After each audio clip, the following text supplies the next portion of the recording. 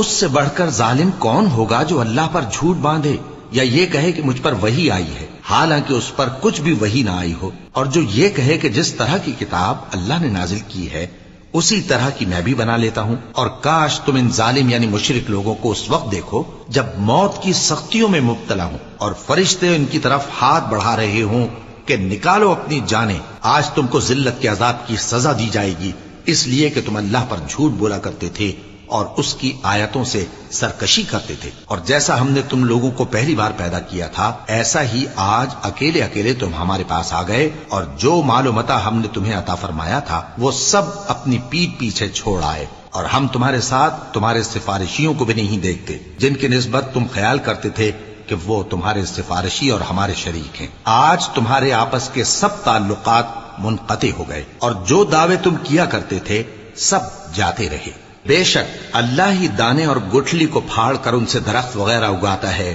وہی جاندار کو بے جان سے نکالتا ہے اور وہی بے جان کا جاندار سے نکالنے والا ہے، یہی تو اللہ ہے، پھر تم کہاں بہکے پھرتے ہو؟ وہی رات کے اندھیرے سے صبح کی روشنی پھاڑ نکالتا ہے، اور اسی نے رات کو موجب آرام ٹھہرایا اور سورج اور چاند کو حساب کا ذریعہ بنا دیا۔ یہ اللہ کے مقرر کیے ہوئے اندازے ہیں، جو غالب ہے، علم والا ہے۔ اور وہی تو ہے جس نے تمہارے لیے ستارے بنائے تاکہ جنگلوں اور دریاؤں کے اندھیروں میں ان سے رستے معلوم کرو۔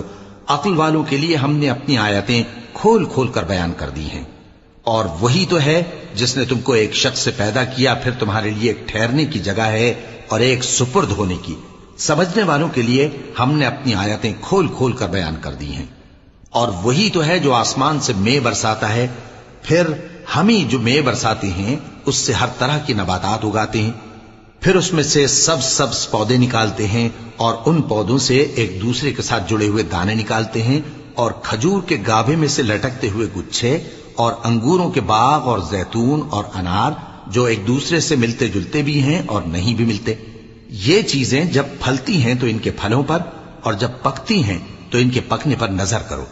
ان میں ان لوگوں کے لیے جو ایمان لاتے ہیں اللہ کی قدرت کی بہت سی نشانیاں ہیں۔ اور ان لوگوں نے جنوں کو اللہ کا شریک ٹھہرایا، حالانکہ ان کو بھی اسی نے پیدا کیا، اور بے سمجھے جھوٹ بہتان اس کے لیے بیٹے اور بیٹیاں بنا کھڑی کی۔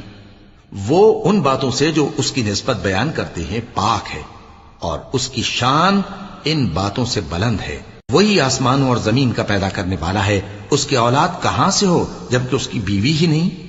اور اس نے ہر چیز کو پیدا کیا ہے اور وہ ہر چیز سے باخبر ہے۔ یہی اوصاف رکھنے والا اللہ تمہارا پروردگار ہے، اس کے سوا کوئی معبود نہیں۔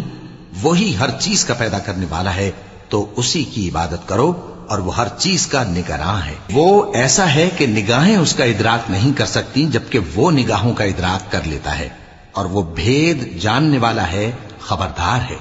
اے پیغمبر ان سے کہہ دو کہ تمہارے پاس تمہارے پروردگار کی طرف سے روشن دلیلیں پہنچ چکی ہیں، تو جس نے ان کو آنکھ کھول کر دیکھا اس نے اپنا بھلا کیا، اور جو اندھا بنا رہا اس نے اپنے حق میں برا کیا، اور میں تمہارا نگہبان نہیں ہوں۔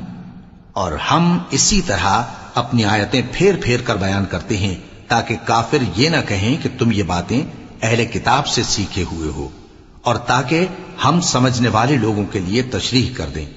اور جو حکم تمہارے پروردگار کی طرف سے تمہارے پاس آتا ہے اسی کی پیروی کرو، اس پروردگار کے سوا کوئی معبود نہیں، اور مشرکوں سے کنارہ کر لو، اور اگر اللہ چاہتا تو یہ لوگ شرک نہ کرتے۔